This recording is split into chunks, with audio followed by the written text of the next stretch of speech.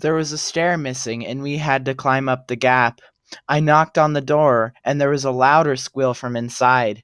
"Is that a pig?" Jonah murmured. "Sounds like it," said Mom. "It's trapped." We heard a loud thud against the door, and it swung open to reveal nothing. I slowly crept in and was pretty creeped out at how there was nothing there. "Piggy?" I asked into the darkness. There was no answer.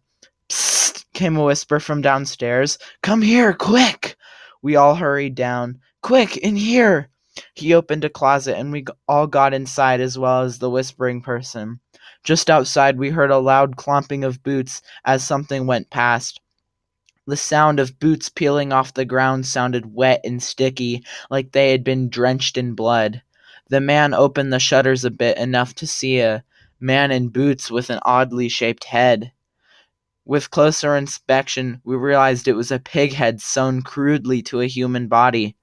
"That's the housekeeper," he whispered. Chapter 18. Escaping the Cabin. The man did not bring us out of the closet while he explained. "That's the housekeeper. He wants to kill everyone. He lures you in with his pig squeal and gets you trapped in here forever. The creatures in the moat will eat you, and you can't do anything about it. I tried to build a bridge over, but the housekeeper caught me. He brought me in and took my arm with an axe." He lifted the stub to his left arm. "I managed to wriggle free before he took my life. This closet is the hardest in the entire house to navigate, but that's the point. You need to lose the housekeeper in here before you can hide in another spot. You can't go outside because that is death. That is a death wish, and he will catch you before you can say." The old man was really animated, and he was swinging around explaining. He knocked over a glass vessel. Outside, there was a really loud squeal, and it started coming toward the closet door. The man disappeared behind some clothes so silently that no one noticed. "Quick, over here," he beckoned. We obliged and crawled through the hanging clothes as the door flew up and an angry squeal seemed to echo in its throat. The old man took us up the rustiest spiral staircase ever behind the clothes. At the top, there are numerous doors, and behind one we saw a baseball bat. The man took us into one of the doors and then closed it behind us. The squeal seemed surprised as he looked behind the clothes. I heard the loud footsteps come up from the staircase. The old man looked at the baseball bat. "If we're going to use this, now is the time," the man gently said to the baseball bat. He eyed the 6 other doors through the closet slats. He grabbed the baseball bat with his right hand. The door led all the way around to the second door, but we stayed at the entrance of the fourth door. The pig squealing reached the top of the stairs, and Jonah was looking out of the slats to see where the monster was.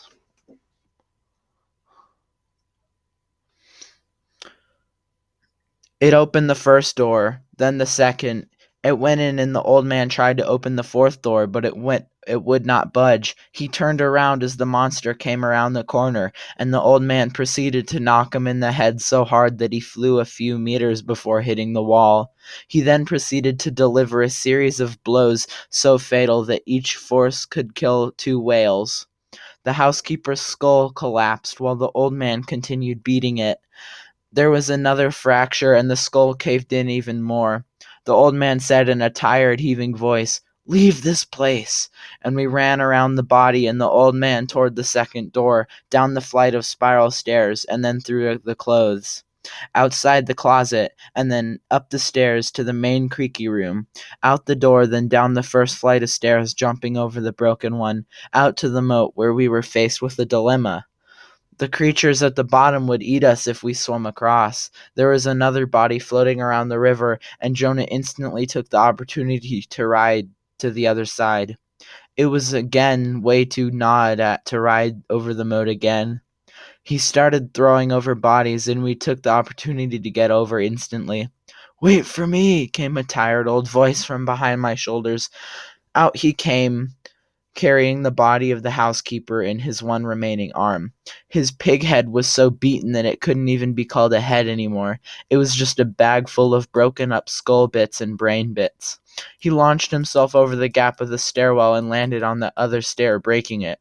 He thrust out the body of the housekeeper to break his fall, and when it did break his fall, something else broke too. It was a surprisingly loud break coming from the housekeeper's spine. He got up and brushed himself off, his face triumphant in the darkness of the basin. He picked up the housekeeper and then ran down the last single flight of stairs to get him to the ground. I took the body and started riding over the moat. The old man did the same with the housekeeper. Mom eventually did the same. We were all gently riding around the moat, getting closer to the edge. The old man fell in and started flailing about. The little monsters were slowly eating him. He was screaming. We made it to the other side and grabbed his hand and yanked him out. Ah, ah, ah, ah, he said, frantically, as his feet were now bleeding stubs.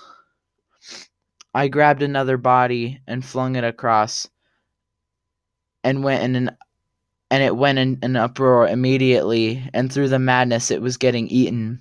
I quieted down, and then there was nothing left of it. The old man was in clear agony. Jonah ran off to where we landed. "Hey, where are you going?" Mom yelled after him. Jonah came back with 2 of the planks we used to ride the meat hooks. We handed them to the old man, and he got up and moaned. He grabbed the planks with one hand, and he carefully put them under his armpits so he could walk. He had no feet and just one arm, so he had to lift both his stubs off the ground. That reminded us of the kid who got dragged away, and I was pretty sure everybody got the chills. "Come on, we need to get you fixed up," Mom said to him. He walked himself over to where the boat was and got off his crutches to grab the housekeeper out of the blood. The housekeeper seemed to be in perfect condition except for the fact that his head was a jingly little ball of crushed bone and probably little brain bits too. The old man took him out of the moat and slung it over the shoulder to the only left limb he had. I mean right limb. They then gently whispered, "Let's go now." Chapter 19, Into the Graveyard. I think this is going to be the chapter that I'm going to end on, but we'll see. We had to sling the man back on his crutches. He was still carrying the housekeeper. "The exit to the basin is in that direction," the man said, gently lifting his arm, pointing forwards. Even when he had no feet, he still seemed triumphant.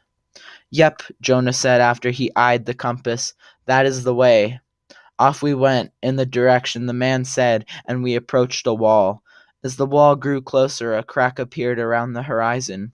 We kept going, and the crack was so immense that you could see it from outer space. It seemed hundreds of meters high and about 20 meters wide at the base. The entire basin seemed to make a slight V slanting down to this point, and it was split apart in the V. Outside seemed to be some sort of graveyard. Our journey continued for another 7 minutes.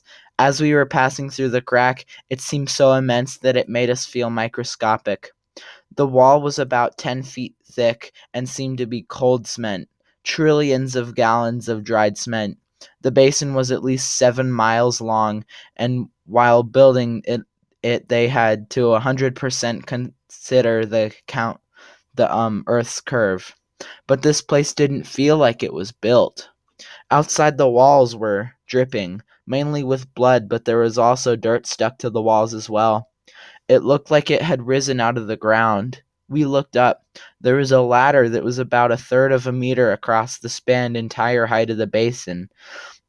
There seemed to be another layer above us, but we couldn't really see in the darkness. We seemed to still be in a cave-like area.